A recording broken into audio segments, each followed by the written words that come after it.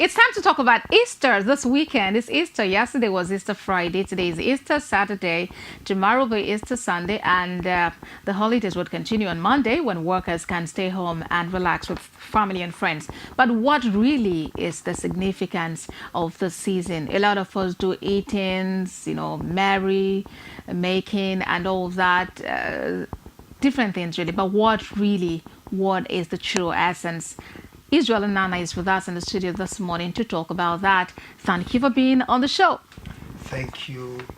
Okay, it's Easter and everyone is excited. Like, I'm excited, really.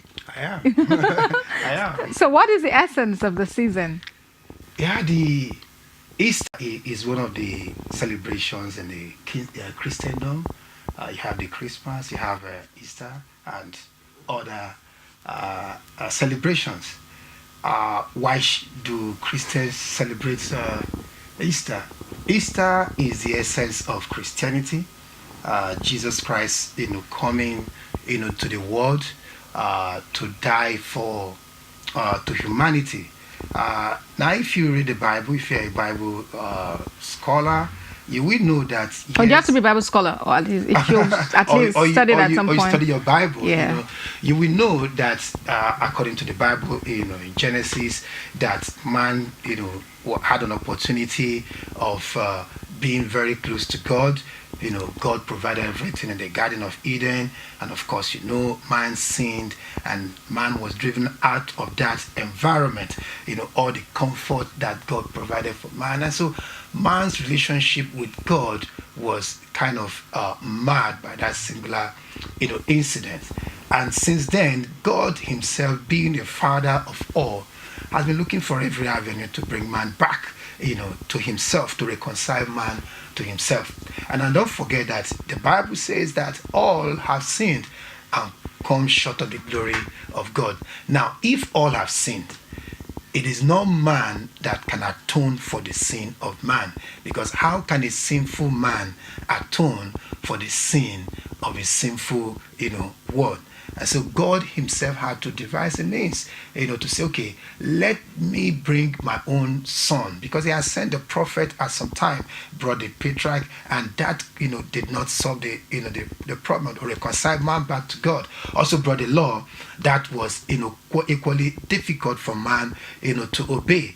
And so there was sacrifice of animals, cleansing. Each time you sin against God, you go get goat, get this, sacrificing and all of that. So God found out that that was not an efficient way of, achieving the result. And so He sent His Son, Jesus Christ, to die, who had no sin in Him. No sin was found, in Him. A pure blood that, that was needed for that sacrifice to be made. And so He came and He died for humanity. First of all, to reconcile us back to God, to demonstrate God's love for humanity, because the Bible says that it is not the will of God that anyone should perish, but for all to come to repentance. And so God is not willing that anyone should die of sin, and that is why He sent His Son first to reconcile man to Himself. And now the second thing is for man to reconcile himself back to God. How? To accept the sacrifice that Jesus Christ has made.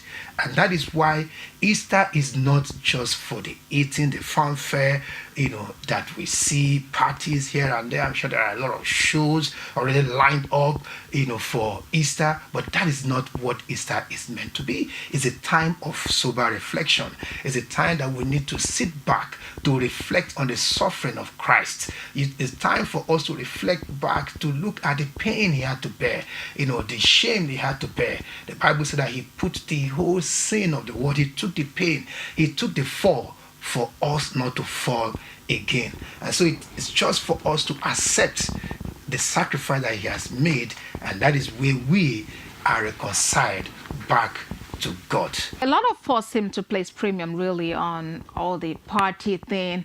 But I think when I was younger, I remember having to wear Easter dresses, and you have to test the dress. So the thing will get dirty and you have to wash before it's time for the ceremony, really. Is it merrymaking the priority? Because I may not really have the money to kill a cow. I may not have money to slaughter a goat.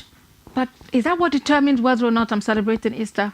No, that shouldn't be, but that's just an outward expression, of what it is. You can't run away from that fact. People, just have to celebrate. But after the celebration or before the celebration, we should not let the message be lost in the celebration. The message is that of love, is also that of sacrifice. Sacrifice for Jesus, who did not have any sin but died for a sinful man. And so it also calls for all of us, starting from us, to the government, to make sacrifices. It should be sacrificed, and everyone is involved. Thank you very much for being on the program today. My guest has been Israel Nana. He is a Christian faithful. Thank you very much for being here today. Thank you. And happy Easter celebrations to you. Happy Easter to you too.